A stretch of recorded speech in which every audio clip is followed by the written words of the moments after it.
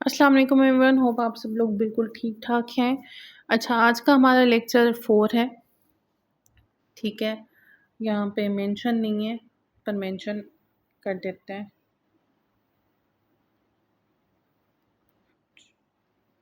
Lecture 4, ठीक है? अच्छा, आज हम लोग जो कैलकुलेशंस करेंगे वो ड्रिप रेट पे, ठीक है? और एक और है हमारी ड्रॉप, मतलब इसमें क्या होता है बेसिकली इंट्रावेनियस आईवी ड्रिप रेट में क्या होता है कि हम अ, वो रेट फाइंड आउट करते हैं जिसमें क्या होता है कि हमारी जो फ्लूइड है, हमारा जो भी लिक्विड, जो भी हम लोग एडमिनिस्टर करवा रहे हैं आईवी के थ्रू, जो भी ड्रग, उसकी रेट को हम जो है वो बेसिकली काउंट करते हैं कि कितने रेट पे हमारी वो ड्रग जो है वो एडमिनिस्टर हो रही है पेशेंट के ब्लड स्ट्रीम में, ठीक है? टिपिकली हम लोग इसके अंदर, मतलब जो भी हमारी रेट के हिसाब से जो भी हम लोग करते हैं वो हमारी ड्रॉप पर मिनट पे होती है। ड्रॉप पर मिनट GGTS, ये GTTS, ठीक है? ड्रॉप पर मिनट, हम हमारा जो यूनिट होगा वो ये होगा GTT पर मिनट। अब ड्रॉप रेट जो है वो डिटरमाइन करते हैं हम बाय सेवरल जो है फैक्टर्स के ज़रिए। Include volume of fluid to be administer और to be infused, the time, कितने टाइम में हो रहा है, या which it to be administer. अब बेसिकली इस पूरे का मकसद ये है कि हम इंट्रावेनियस ड्रिप रेट के अंदर कैलकुलेशन जो करते हैं वो किस चीज़ की करते हैं। नॉर्मली हम एडमिनिस्टर कर रहे हैं ड्रग को, जो भी ड्रग जा रही है उसको रेट को करते हैं कि कितने रेट में, मतलब कितने टाइम के अंदर वो ब्लड स्ट्रीम में फ्लूइड पहुंच रही है, ठीक है? अब इसके अंदर हम कभी-कभार टाइम को भी कर लेते हैं, कभी-कभार वो चीज़ भी कि कितने वॉल्यूम में हमारी फ्लूइड जो है वो एडमिनिस्टर हो रही है। बेसिकली अगर मैं कहूँ तो ये फार्मासिस्ट के रिलेटेड कैलकुलेशंस नहीं है।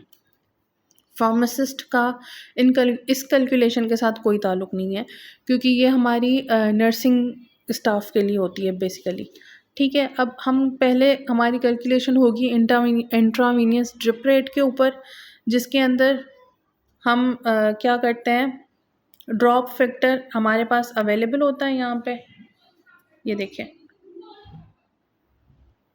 हमें सिर्फ आईवी फ्लो रेट को बेसिकली रेट पता करना होता है इस कैलकुलेशन के अंदर। अब यहाँ पे हमारे पास फार्मूला है, ठीक है? Volume upon time. अब क्योंकि हम लोग ड्रिप रेट कर रहे हैं, ठीक है? ड्रॉप फैक्टर करते हैं तो हमारे पास टाइम, हम यहाँ पे हमारे पास दूसरी कैलकुलेशन है, ये रही, flow rate of infusion pump. जब हम इन्फ्यूजन पंप का फ्लो रेट मालूम करने, मतलब हम इन्फ्यूजन पंप का फ्लो रेट जब मालूम करते हैं तब हम टाइम को हमेशा घंटों में लेते हैं, क्योंकि इन्फ्यूजन पंप एक ऐसी डिवाइस है जो कि बहुत ही स्लो, मतलब टाइम लेती है इन्फ्यूज़ करने में मेडिकेशन को, ठीक है? अब यहाँ पे हम अपने इंट्रावेनियस ड्रिप रेट पे आ जाते हैं। इंट्रावेनियस ड्रिप रेट जो कि नॉर्मली हमारी ड्रिप्स वगैरह चलती हैं, जो नॉर्मली हम जो ड्रिप लगाते हैं उसके बारे में। अब फार्मूला हमारे पास है वॉल्यूम बाय टाइम, ठीक है? वॉल्यूम हमेशा ml में लेंगे, टाइम हमेशा मिनट्स में लेंगे, ठीक है? उसके बाद मल्टीप्लाई करेंगे ड्रॉप फैक्टर, जो कि हमें हमेशा मिला हुआ होगा प्रॉब्लम्स के अंदर, ड्रॉप फैक्टर मतलब मिला हुआ होगा आपको, जो कि हमारे पास यहाँ पे ड्रॉप फैक्टर है 30 GTTS पर मिलीलीटर। तो हमें क्या मिलेगा? अपना फ्लो रेट मिलेगा, ठीक है? जो भी हमारा GTTS पर मिनट में ही होगा। फ्लो रेट मतलब कितने टाइम में, कितनी ml हमारी कितने टाइम में पेशेंट के अंदर एडमिनिस्टर होगी, ठीक है? अब कैलकुलेट करेंगे IV flow rate for 250 ml। यहाँ पे हमारा ये वॉल्यूम हो गया, ठीक है? उसके बाद 250 ml of 0.5% of dextrose, dextrose हम लगा रहे हैं पेशेंट को, जो कि एडमिनिस्टर होगा ओवर टाइम 180 मिनट्स में। ये हमारा टाइम हो गया। The infusion set has drop factor of 30 GTTS। अब ये हमारा ड्रॉप फैक्टर हो गया, ठीक है।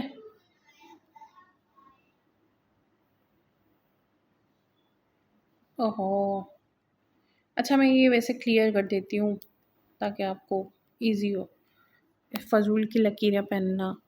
अच्छा, अब देखिए आपने हम हमारा प्रॉब्लम जो है वो क्या है, कैलकुलेट करना है आईवी फ्लो रेट को। 250 ml हमने लिया है, वॉल्यूम 0.5% हमारे पास डेक्सट्रोज है जो कि एडमिनिस्टर होगा, टाइम हमारे पास 180 मिनट्स है। 180 मिनट्स हमने टाइम को मिनट्स में ही रखना है, हमने आवर्स में कन्वर्ट नहीं करना, तो हमारे पास मिनट टाइम सही मिला हुआ है, ठीक है।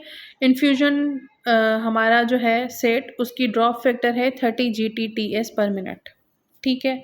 अब हमारे पास हमने निकाल लिया सारा प्रॉब्लम, टाइम भी हमें मिला हुआ, वॉल्यूम भी मिला हुआ और ड्रॉप फैक्टर भी मिला हुआ है। जस्ट क्या करना है कि फार्मूला के अंदर पुट कर देना है 250 divided by 180 into 30, 250 volume, minute और ड्रॉप फैक्टर, ठीक है। तो क्या हो जाएगा, हमारा आंसर निकल आएगा 41.6। मतलब इतने ड्रॉप्स 41.6 इतने ड्रॉप्स जो हैं वो हमारे 180 मिनट्स में, मतलब 180 मिनट्स में, ओवर 180 मिनट में हमने जो है करना है, ठीक है। तो 1.6 GTTS पर मिनट, मतलब इतने जो है हमारे ड्रॉप्स पर मिनट जाएंगे, तभी हमारा 250 ml 180 मिनट में कंप्लीट होगा, ठीक है। मतलब इतने 41.6 इतने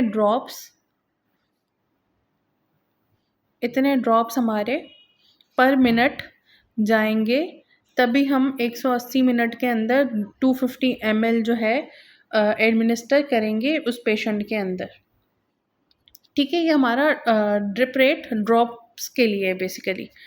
उसके अलावा अगर हम लोग फ्लो रेट इन्फ्यूजन पम्प के लिए करें, तो इन्फ्यूजन पम्प एक ऐसा डिवाइस है, मेरे पास अगर पिक्चर पड़ी हुई होगी तो मैं लगा दूँगी, पर मेरे पास शायद नहीं है इस वक्त पिक्चर।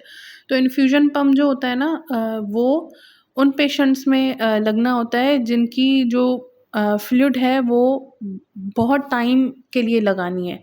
अब ये इन्फ्यूजन पम्प जो होता है ना, वो बेसिकली 12 से 13 घंटे लेता है, ठीक है। 12, 13 घंटे, 14 घंटे उनको लगी हुई होती है ड्रिप्स, ठीक है। और वो बिल्कुल ही स्लो रेट में जाता है, बिल्कुल स्लो।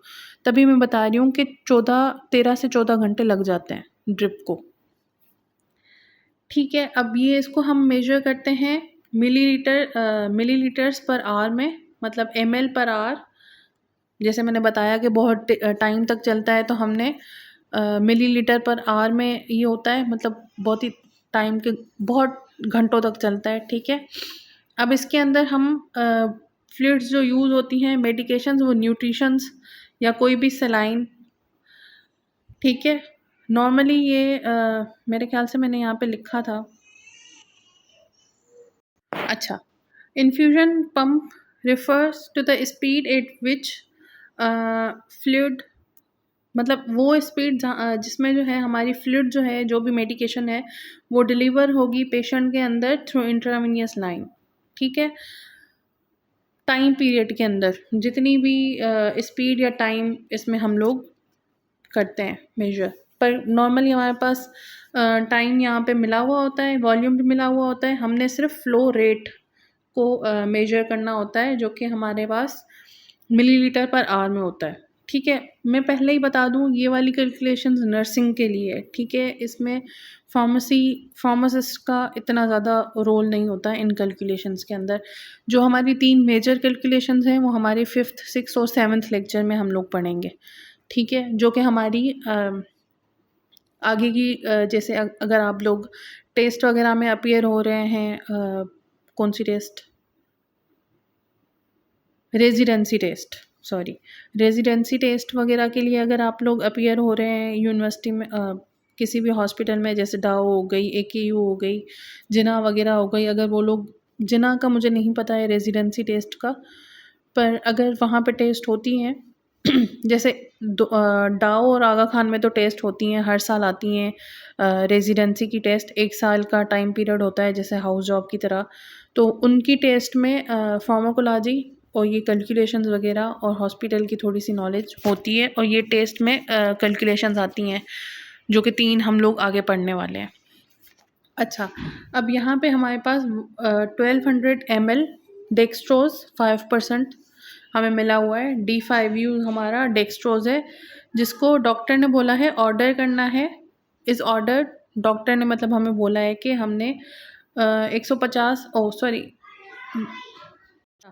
1200 ml हमें डेक्सट्रोज का उस पेशेंट को इन्फ्यूज़ करना है 10 घंटे में। अब यहाँ पे 10 आवर्स 10 घंटे में हमने 1200 ml उस पेशेंट को देना है, ठीक है। अब हमने ये जानना है कि पर आवर मतलब पर मिलीलीटर पर आवर हर घंटे में कितने ड्रॉप्स पेशेंट को जाने चाहिए हर घंटे के अंदर, ताकि हमारा 1200 ml पूरा हो। सिंपल है, वॉल्यूम बाय टाइम करेंगे तो हमें मिल जाएगा। अब वॉल्यूम हमारे पास 1200 है और टाइम हमारे पास 10 घंटे है। अगर यहाँ पे मिनट्स लिखे हुए होंगे तो आपने उनको आवर्स में कन्वर्ट करना है, ठीक है, क्योंकि हम लोग इन्फ्यूजन पम्प को हमेशा आवर्स में ही लेते हैं, ठीक है, क्योंकि ये घंटों चलती है ये वाली ड्रिप्स। तो 1200 डिवाइडेड बाय 10 हो जाएगा 120, मतलब 120 मिलीलीटर पर आवर, मतलब हर घंटे में 120 मिलीलीटर जाने चाहिए उस पेशेंट को, तभी जाके 10 घंटे में 1200 मिलीलीटर जाएंगे, ठीक है। सिंपल है ये कैलकुलेशंस, पर ये फार्मासिस्ट के लिए नहीं है, नर्सिंग स्टाफ के लिए है, तो मैंने सोचा ये वाली भी कवर करवा देते हैं, ठीक है। अब आज का लेक्चर यहीं पे एंड करते हैं। कल से हमारी जो होंगी 3 कॉमन हमारी कैलकुलेशंस स्टार्ट होंगी, जो कि हमारे फार्मासिस्ट के लिए हैं, ठीक है। और नॉर्मली आप लोग कहीं भी टेस्ट वगैरह देंगे, या अगर टेस्ट के अलावा भी अगर बात करें तो हॉस्पिटल के अंदर वो कैलकुलेशंस, जैसे हमारा एलिगेशन मेथड है वो कंपाउंडिंग के अंदर काम आता है। हम लोग अगर कंपाउंडिंग की तरफ जा रहे हैं तो वहाँ पे काम आता है, इंडस्ट्री साइड्स भी काम आता है। अगर हम क्रिएटिनिन क्लियरेंस की बात करें तो हमारी वो वार्ड के अंदर एज अ क्लिनिकल फार्मासिस्ट काम आती हैं, क्योंकि वहाँ पे हम जब वार्ड में ड्यूटी देने जाते हैं तो वहाँ पे हम पेशेंट्स की नॉर्मली फाइल्स पढ़ते हैं ना, तो हमें पता चल जाता है कि क्रिएटिनिन क्लियरेंस उस पेशेंट की कितनी है, ठीक है। अब हम अगर वो रीनल कॉम्प्रोमाइज़ पेशेंट हैं और किडनी फेलियर का पेशेंट है, तो हम वहाँ पे उसकी जल्दी से क्रिएटिनिन क्लियरेंस को चेक करते हैं कि नॉर्मल उसकी क्रिएटिनिन क्लियरेंस कितनी आ रही है, ठीक है। और उसके हिसाब से उस क्रिएटिनिन क्लियरेंस जो भी उसकी आई है, जैसे 2.5 है या 36 है या कुछ भी है, तो उसके वैल्यूज़ के हिसाब से उस स्पेसिफिक ड्रग की जो है वो जैसे अभी हम उसको कोई भी एंटीबायोटिक दे रहे हैं ना, तो उस एंटीबायोटिक का जो है जो भी उसकी क्रिएटिनिन क्लियरेंस आई है उसके हिसाब से डोज लिखे हुए होते हैं। लिखे हुए का मतलब होता है कि हमारे पास बुक्स वगैरह अवेलेबल होती हैं, या नेट से भी आप चेक कर सकते हैं कि इतनी क्रिएटिनिन क्लियरेंस है और ये वाली मेडिकेशन जा रही है, तो इसका डोज इतना, मतलब क्रिएटिनिन के हिसाब से इतना डोज सही है या नहीं, तो हम वो वहाँ पे चेक करते हैं, ठीक है। तो आज के लिए इस लेक्चर को इधर ही एंड करते हैं। कल से हम जो है अपनी मेन कैलकुलेशंस पे आएंगे, ठीक है। होप आप सब लोगों को आज का लेक्चर समझ आया हो। अगर कोई भी थोड़ी सी भी इशू है, कोई भी प्रॉब्लम वगैरह है, तो आप कमेंट बॉक्स में पूछ लीजिएगा, ठीक है। चलें, आज का लेक्चर इधर ही एंड करते हैं। अपना ख्याल रखें। अल्लाह हाफ़िज़।